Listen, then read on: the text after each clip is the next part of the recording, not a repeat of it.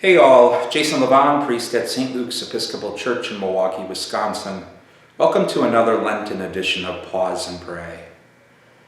The German artist Hans Hofmann says that the ability to simplify entails eliminating what is unnecessary so that what is necessary can speak.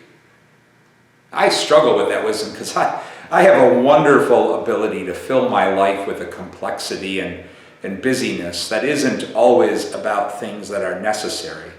Whether it's the ease at which I fall into the lure of marketers who sell me on the notion that if only I amass more things, I'll find this happiness. Instead, I just find more clutter in my life. Or it's my inability to sit still, even when people I love so dearly, like Christy or the grandkids, or even my dog Blue, invite my presence and attention, because I'm always looking for something else to do or thinking about what I need to get done. And then there's the real honesty of recognizing that sometimes I busy myself with things that aren't all that necessary, precisely because I don't want to deal with what's really stirring deep down in my life and soul. And in that sense, then I relish the blindness that comes from making my life overly complex and busy.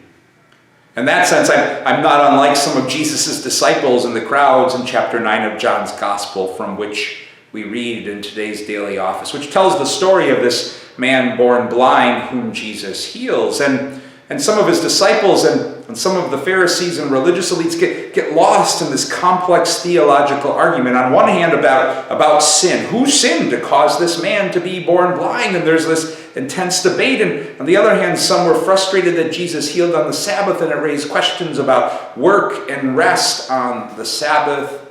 And they keep pressing in this complex argument and even pull the man into it who was healed by Jesus.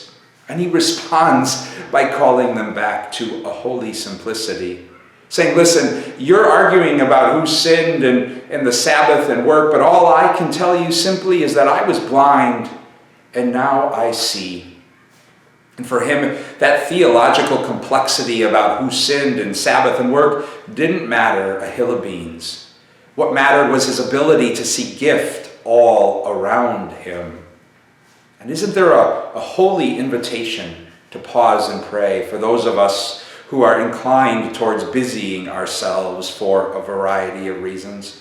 To pause and pray today for the grace to live a bit more intentionally about being simple in our life.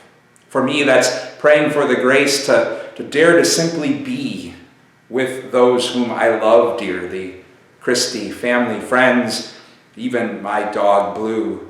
Or to pray for the grace to intentionally turn off the computer a couple times a day and walk outside into the church courtyard where there are bird feeders and it's just teeming with birds and their sounds as they're nourishing themselves to take on the task of nesting and bringing forth new life later this spring. Or maybe it's in just savoring the gift that every day there's more and more light coming our way as we're moving into spring and into summer. And the wonderful news about it is as complex as I might try to make life and as busy as I might try to make myself with things that don't always matter, it never stops God from simply being there and offering a gift of life again and again. And it doesn't take rocket science to experience that gift. It takes breathing and looking and listening and just being with each other to experience the wonder of the gift that is all around us and even within us. Lenten peace and blessings to you all.